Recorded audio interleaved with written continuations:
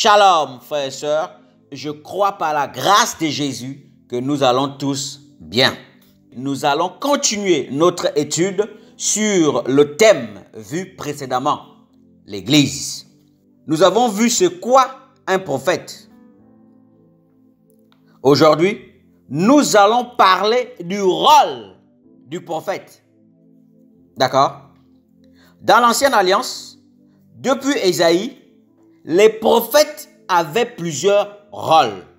Dieu parlait au travers des prophètes pour souligner, signifier plusieurs problèmes. Entre autres, il dénonçait le péché. D'accord? Nous le voyons dans le livre de Jérémie chapitre 2, le verset 23. Quand vous lisez le livre de Jérémie chapitre 2, Dieu dénonce l'apostasie de Juda. Lisons par exemple Jérémie chapitre 2, le verset 8. Les sacrificateurs n'ont pas dit « Où est l'Éternel ?» Les dépositaires de la loi ne m'ont pas connu. Les pasteurs m'ont été infidèles.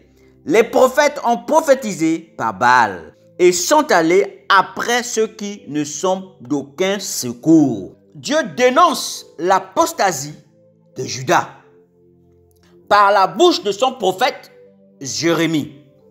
D'accord?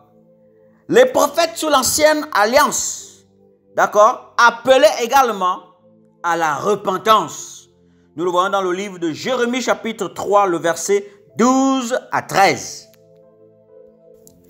Dans l'ancienne alliance également, les prophètes avertissaient le peuple du châtiment ou des châtiments. D'accord? Nous le voyons dans le livre de Jérémie chapitre 4, le verset 6 à 7. Nous voyons également que dans l'ancienne alliance, les prophètes ont annoncé la venue de Christ et son œuvre. Nous voyons dans le livre de Ésaïe chapitre 53, le verset 4 à 6. Et Zacharie chapitre 9, le verset 9 à 12. D'accord? Donc, dans l'ancienne alliance, les prophètes ont dénoncé le péché, ils ont appelé à la repentance, ils ont averti les rebelles du châtiment, ils ont annoncé la venue de Christ et de son œuvre. D'accord? Intéressons-nous maintenant aux prophètes dans l'âge de l'Église, dans la nouvelle alliance. Dans la nouvelle alliance, la Bible dit que l'Église est bâtie sur le fondement des apôtres et des prophètes. Nous le voyons dans le livre de Éphésiens chapitre 2, le verset 20. Nous savons que fondement en grec, c'est thémélios, qui donne en français base, fondation, principe. La Bible dit que Paul, comme un sage architecte, avait posé le fondement. Nous le voyons dans le livre de 1 Corinthiens chapitre 3, le verset 10 à 11. Selon la grâce de Dieu qui m'a été donnée, j'ai posé le fondement comme un sage architecte et un autre bâtit dessus. Mais que chacun prenne garde à la manière dont il bâtit dessus. Car personne ne peut poser un autre fondement que celui qui a été posé, savoir Jésus-Christ. Le fondement dont il est question est donc clair. C'est Jésus-Christ, personne d'autre. Toute réunion, toute prière, toute assemblée ou toute église qui n'a pas pour fondement Jésus-Christ, il faut en sortir. Et même si le nom de Jésus est prononcé, si le message ne cadre pas avec la Bible, il faut en sortir. C'est pourquoi le chrétien doit être enseigné pour ne pas être ballotté à tout vent de doctrine. Comme nous le dit le livre de Éphésiens chapitre 4, le verset 14. Les apôtres se sont consacrés à l'enseignement. Nous le voyons dans le livre de Actes chapitre 6, le verset 3 à 4.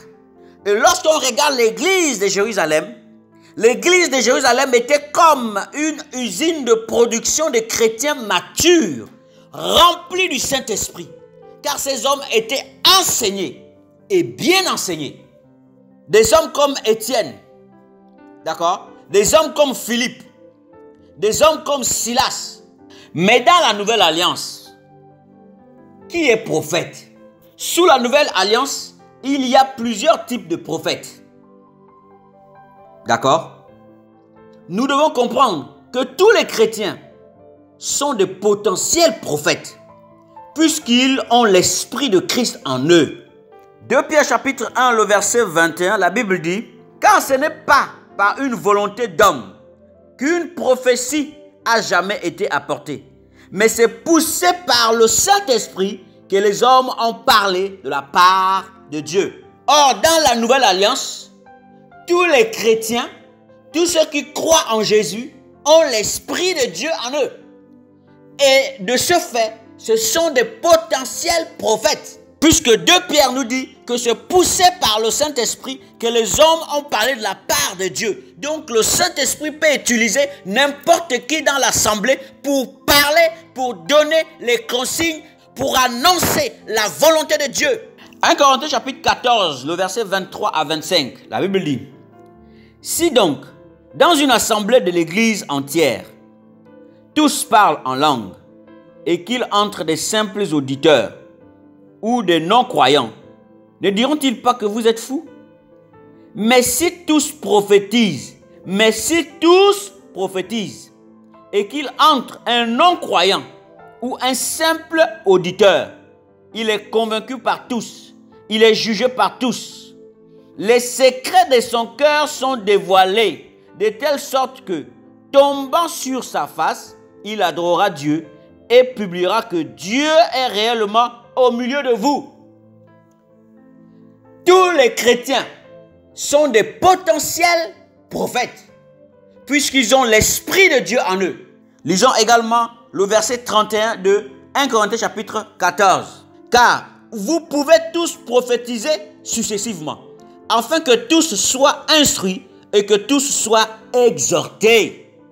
Un chrétien, sinon tous les chrétiens sont des potentiels prophètes, puisqu'ils ont l'Esprit de Dieu en eux. Ils peuvent donc annoncer la volonté, ils peuvent donc annoncer les choses que Dieu va les communiquer par son Esprit. Dieu peut se servir de n'importe quel chrétien pour prophétiser par le Saint-Esprit, c'est-à-dire communiquer une parole inspirée. 2 Pierre chapitre 1, le verset 21, comme nous l'avons dit, la Bible dit que c'est poussé par le Saint-Esprit que les hommes ont parlé de la part de Dieu. Donc, Dieu peut se servir de n'importe quel chrétien pour prophétiser, poussé par son esprit. Nous avons aussi ceux qui prophétisent régulièrement au sein des assemblées. Donc, dans la Nouvelle Alliance, tous les chrétiens sont des potentiels prophètes à cause de l'Esprit de Dieu qu'ils ont en eux. D'accord?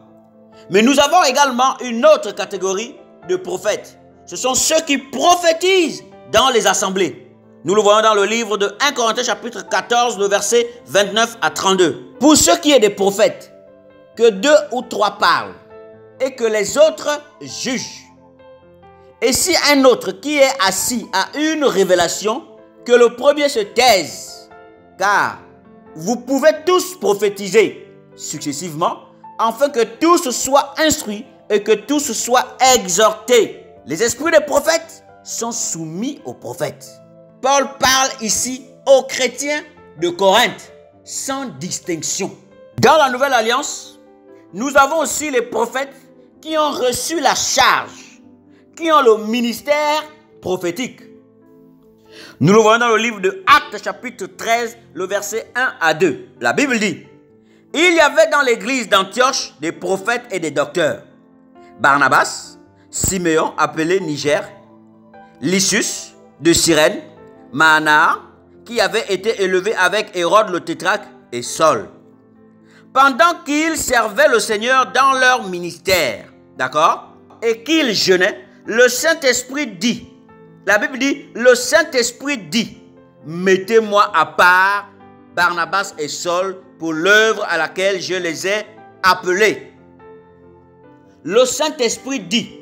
Comment le Saint-Esprit a parlé dans l'assemblée à Antioche alors que nous ne le voyons pas? Prenons 2 Chroniques chapitre 20, le verset 14. D'accord? La Bible dit, alors l'Esprit de l'Éternel saisit au milieu de l'assemblée Jacaziel, fils de Zacharie, fils de Benaja, fils de Jéhiel, fils de Matania, lévite, d'entre les fils d'Aza. Et Zachaziel dit, soyez attentifs, tout Juda, et habitants de Jérusalem, et toi, roi Josaphat, ainsi vous parle l'Éternel. Ainsi vous parle l'Éternel. Donc, nous voyons ici un exemple dans l'Ancienne Alliance de comment l'Esprit de Dieu saisissait à un moment donné un des serviteurs, un de ses enfants, pour annoncer et pour parler de sa part. Donc, à Antioche, Dieu va utiliser un chrétien poussé par l'Esprit de Dieu pour donner, pour communiquer la volonté, la décision de Dieu pour Barnabas et Paul. Lisons également Actes chapitre 15, le verset 32. Jude et Silas, qui étaient eux-mêmes prophètes, les exhortèrent et les fortifièrent par plusieurs discours. Au verset 32 de Actes chapitre 15, la Bible nous dit que Jude et Silas étaient des prophètes. Donc ils avaient la charge, le ministère prophétique. Nous savons que tous les chrétiens sont de potentiels prophètes, puisque c'est poussé par le Saint-Esprit que les hommes ont parlé de la part de Dieu, et que tous les chrétiens ont l'Esprit de Dieu en eux, du moins les véritables chrétiens ont l'Esprit de Dieu en eux. Nous savons également que dans les assemblées, il y a des chrétiens qui prophétisent, d'accord? Et nous savons également qu'il y a des hommes qui ont la charge, il y a des chrétiens qui ont la charge et le ministère prophétique. Mais quel est le rôle du prophète dans la nouvelle alliance? Lisons 1 Corinthiens chapitre 14, le verset 3. La Bible dit, celui qui prophétise, au contraire, parle aux hommes, les édifie, les exhorte et les console. Donc, les chrétiens, les prophètes qui prophétisent dans les assemblées, quel est leur rôle? Ils exhortent, ils édifient, ils consolent le peuple de Dieu. Exhorter en grec, c'est paraklésis, qui donne en français avertissement, encouragement, consolation, réconfort. Donc, les chrétiens qui prophétisent dans les assemblées, selon 1 Corinthiens chapitre 14, le verset 3, et 1 Corinthiens chapitre 14, le verset 29 à 32, ils exhortent, ils édifient et ils consolent. Or, exhorter, c'est paraklésis en grec, qui donne en français avertissement. Donc, ils avertissent, donc ils encouragent, donc ils consolent, ils réconfortent le peuple de Dieu. Édifier en grec, c'est oikodomai, qui donne en français construire. D'accord? C'est l'action de celui qui encourage à la croissance dans la sagesse chrétienne, dans la piété et dans la sainteté. Donc les prophètes qui prophétisent également dans l'assemblée, d'accord, construisent le peuple de Dieu, construisent les frères et sœurs. Ils les encouragent dans la croissance, d'accord, de la sagesse chrétienne. Ils les encouragent dans la piété. Ils les encouragent dans la sainteté. Ceux qui prophétisent dans les assemblées consolent le peuple de Dieu. Or, consoler en grec, c'est paramoutia. D'accord? C'est tout discours qui est fait dans le but de persuader ou de calmer et consoler. Pour les prophètes qui ont reçu la charge dans la nouvelle alliance, ils enseignent, ils posent les fondements, ils implantent ou reconnaissent les assemblées. Nous le voyons dans le livre de Éphésiens chapitre 2, le verset 20. Vous avez été édifiés sur le fondement des apôtres et des prophètes. Jésus-Christ lui-même étant la pierre angulaire. Nous avons vu que Jésus est le fondement que les apôtres et les prophètes ont posé. D'accord? Une assemblée qui n'est pas fondée sur Jésus, qui n'a pas un message centré sur Jésus, il faut en sortir.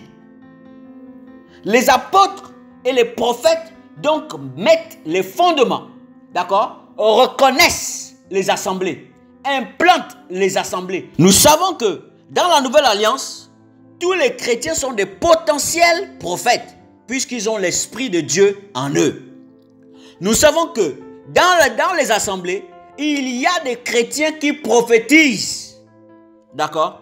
Et nous savons également que dans la Nouvelle Alliance, il y a des chrétiens qui ont reçu la charge, le ministère prophétique.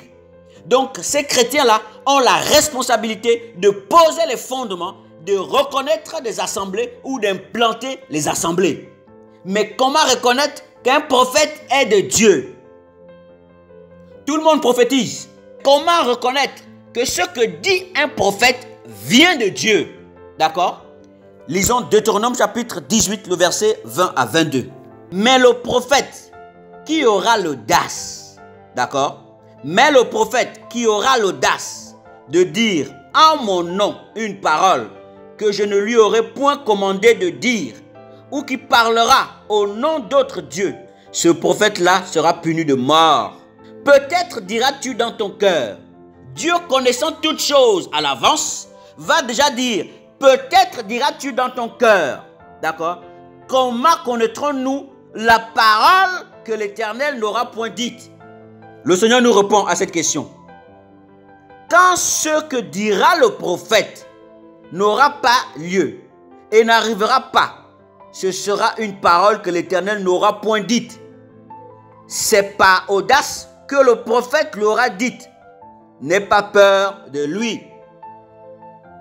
Nous sommes dans les temps où on entend « je vois »,« tu auras »,« tu seras ». D'accord? N'ayez pas peur. Examinez.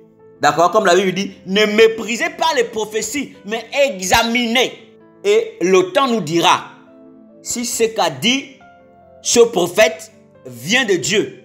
D'accord? Et nous savons également que Dieu parle avec exactitude. Comme nous le dit Ésaïe dans le livre de Ésaïe 46, le verset 9 à 10. Souvenez-vous de ce qui s'est passé dès les temps anciens. Car je suis Dieu, il n'y en a point d'autre. Je suis Dieu, et nul n'est semblable à moi. J'annonce dès le commencement ce qui doit arriver. Et longtemps d'avance ce qui n'est pas encore accompli. D'accord? Et longtemps d'avance ce qui n'est pas encore accompli. Je dis, mes arrêts subsisteront. Et j'exécuterai toute ma volonté. Si ça vient de Dieu, Dieu va exécuter ce qu'il a dit. Dieu va exécuter sa volonté. Et la Bible dit que Dieu veille sur sa parole pour l'accomplir. Donc si un prophète prophétise et que cela n'arrive pas, ce qu'il a dit ne vient pas de Dieu. Et le Seigneur dit, n'aie pas peur de lui. Donc, tous les frères et sœurs, tous ceux qui sont embrigadés par des faux prophètes, lorsque la prophétie ne s'est pas accomplie, n'ayez pas peur d'eux. Ce n'est pas Dieu qui a parlé. Parce que Dieu veille sur sa parole pour l'accomplir. N'ayez pas peur de ces faux prophètes qui prophétisent à longueur de journée des choses qui ne s'accomplissent pas. Qui prophétisent à longueur de journée des choses qui n'arrivent pas. N'ayez pas peur d'eux. C'est ce que le Seigneur a dit. Ces prophètes ont prophétisé, mais ces paroles ne viennent pas de Dieu. Soyez fortifiés, frères et sœurs. Que le nom de Yahushua soit béni. Soyez encouragés. Jésus revient bientôt. Gardons la foi. Au nom de Jésus. Amen.